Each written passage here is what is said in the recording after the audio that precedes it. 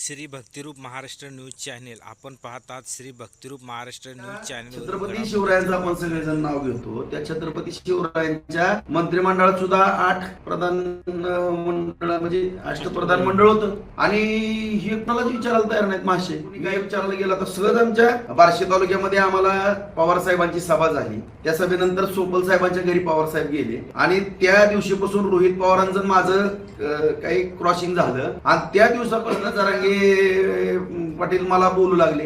मग नेमकं आम्ही अर्थ काय समजायचा? तुम्ही मराठा आरक्षणाची लढाई लढता का नेमकं महाविकास आघाडीची लढाई लढता? आम्ही काय चूक केली? नेमकं माझ्याकडनं काय चुकलं की तुम्ही थडा मला पण बोलायला लागले काय? किंवा माझ्या तालुक्यातल्या मराठा समाजातल्या बांधवांना काय तुमचा संशय आला त्याचे प्रश्न विचारले तेवढंच उत्तर द्या ना. तुम्ही बघतो ठेवतो दारातच येतो ताईला सांगा दारातच मी सभा घेतो एवढा अहंकार कधीच असू नये, कोणालाही असू नये. रावणाची लंका सुद्धा राहिलेली नाही. दुर्योधनाचं सुद्धा काय झालेलं आहे सगळ्या संपूर्ण विश्वाला माहित आहे. अत्यंत दुर्दैव आहे.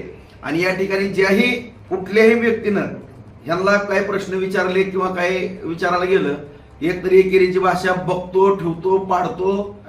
मुख्यमंत्र्याला शिव्या देतात, सगळ्या आमदाराला शिव्या, सगळ्याच जनतेला शिव्या, कोणाला पण शिव्या, रिटायर जजला शिव्या देतात. कशामुळे काय नेमकं तुम्हाला मुळात मराठा आरक्षणाने कडेपर्यंत न्यायची का काही तर ह्याच्यातनं वेगळं साध्य करायचं हा सुद्धा विषय या ठिकाणी संपूर्ण मराठा समाजाला समजणं गरजेचं आहे. या ठिकाणी कुणी जरी आवाज उठवला तर आता मी बघतोय 3 दिवस झाले मला सुद्धा ह्यांनी सेटिंग अशी फिट करून ठेवलेली आहे. सगळा IT सेल किंवा ह्यांचा ऑपरेट केला जातो तो रोहित पवारांकडनं केला जातो आणि प्रामुख्यानं परभणी बीड जालना हिंगोली या टापूमध्ये जास्त मीडिया आणि जालनामध्ये याचं केंद्रबिंदू आहे असं आम्ही पण शोधून काढलं. कारण आम्हाला पण त्या ठिकाणची माणसं या ठिकाणी मला भेटून गेले आणि त्या ठिकाणी सोशल मीडियावरती कमेंट टाकायच्या, तुमच्याच आंदोलनाला फार रिस्पॉन्स मिळतो असं दाखवायचं. सगळं रोहित पवार याचं मेंटेन त्या ठिकाणी केलं जातं. बोललं ह्यांचं काय यांना प्रश्न विचारला लगेच फोन चालू करायचे त्या व्यक्तीला, कुणी पण असू द्या, सर्वसामान्य असू द्यात. माझ्या अगोदरच्यांना बराच अनुभव आला. फोन करायचा, अरे तुरे बोलायचं, कुठंतरी शिवीगाळी करायचं. ही तुम्ही म्हणजे आता 2 फोन उचलले, मी माझ्या स्टाईलनं उत्तर दिलं.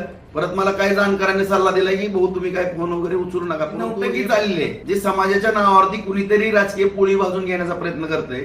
हे दुधाचं दूध आणि पाण्याचं पाणीच मी पण करतो. मी पण काही इतकं खात नाही.